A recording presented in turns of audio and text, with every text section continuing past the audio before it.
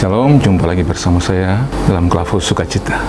Saya akan membagikan bagian firman Tuhan yang memberikan penguatan kepada kita, harapan dan percaya yang sungguh di hari-hari ini dalam menjalani seluruh kehidupan kita setiap hari, dalam pergumulan kita di mana saja.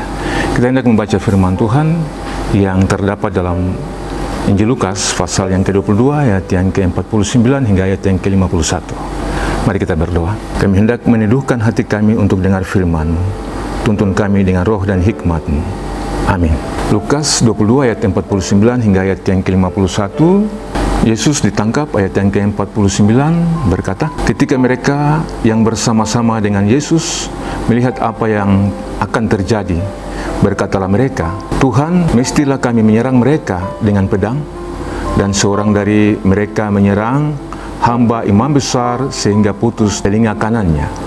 Tetapi Yesus berkata, sudahlah itu. Lalu ia menjamah telinga orang itu dan menyembuhkannya.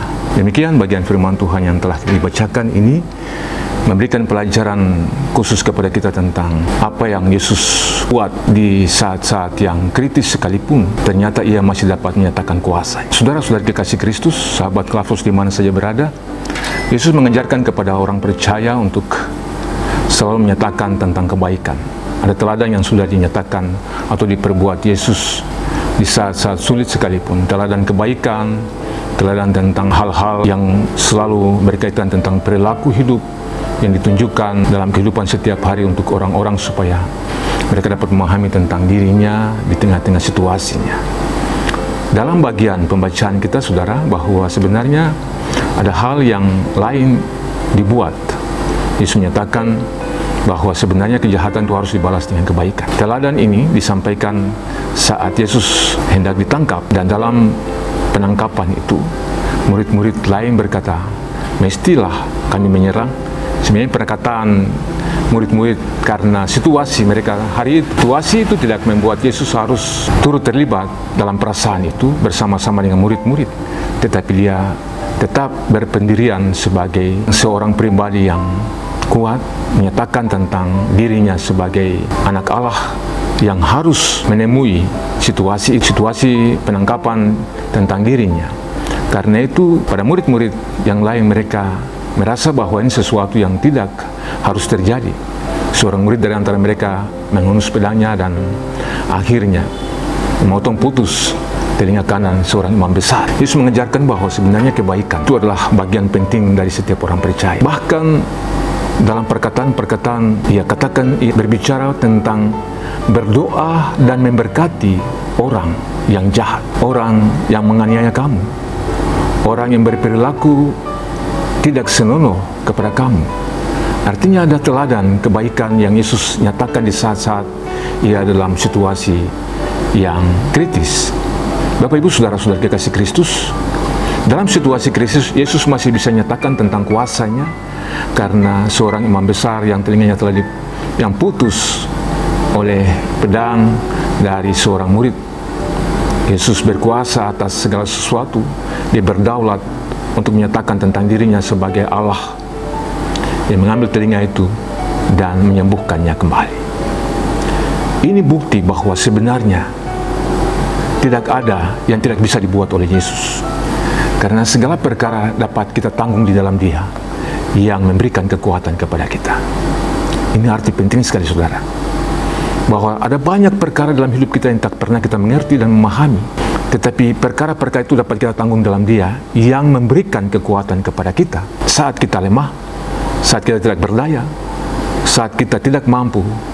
Maka kita percaya kuasa Tuhan itu dinyatakan, dan itu yang Paulus katakan, dia lebih suka dalam kelemahan karena dia tahu di situ dapatkan kekuatan. Saudara, hari ini kita pasti tidak memahami tentang bagian ini karena banyak daripada kita tidak mengerti apa yang Yesus maksudkan setiap kali kita mendengarkan tentang ajaran membalas kejahatan dan kebaikan. Tetapi dalam prakteknya, apakah ini kita perlihatkan? Sekalipun kita menyatakan diri sebagai orang percaya, di gereja mungkin kita dengar, tetapi di luar kita lupakan semua itu. Kita kembali kepada perilaku kita sesuai dengan kondisi kita, situasi kita, perasaan kita. Kita terpengaruh dengan lingkungan, terbawa perasaan, sehingga firman Tuhan yang sebenarnya itu menjadi kenyataan dalam hidup kita menjadi mubasir. Tidak lagi ada artinya. Mujizat tidak pernah kita lihat, karena apa yang disampaikan oleh Yesus dalam perkataannya, kejahatan harus dibalas dengan kebaikan, ini bagi kita hari ini sulit dilakukan. Terbawa perasaan, terpengaruh dengan lingkungan hari ini, membuat kita tidak memahami apa maksud Tuhan ke depan. Karena itu hanya orang yang mengerti tentang maksud Allah yang dapat memahami tentang dirinya ke depan. Dia telah menyatakan semua kebaikan kepada kita, anugerahnya, kasihnya yang sempurna dan ajaib. Bahkan dirinya dikorbankan hanya karena mengasihi manusia. Saudara, kita yang sebenarnya berharga, mulia, dan Allah sangat mengasihi. Yesaya 43 ayat yang keempat berkata demikian. Walau kita sangat berharga dan mulia, Allah mengasihi kita. Itu artinya bahwa di dalam seluruh struktur kehidupan kita, Dia telah menaruh unsur kebaikan untuk menikmati apa yang Ia karuniakan.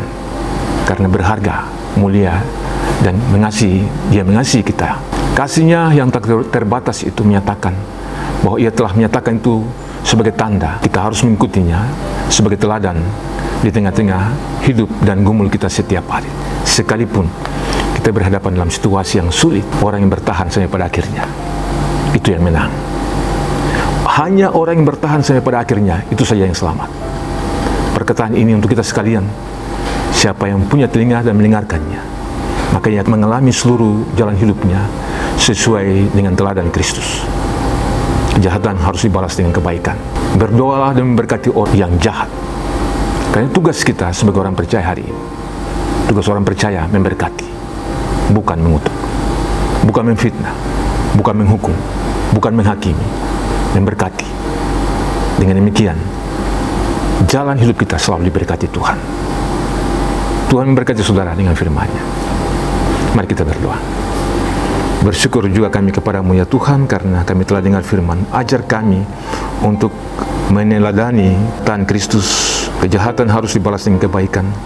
Berdoalah dan memberkati orang yang menghakimi kami. Dengan demikian, kami menemukan terus setiap jalan hidup kami ini berarti dan berharga di mata Tuhan. Karena kasih-Mu yang ajaib dan sempurna itu ada pada kami setiap hari. Setiap orang yang mendengarkan firman diberkati Tuhan dari saat ini. Amin. Shalom, Tuhan memberkati.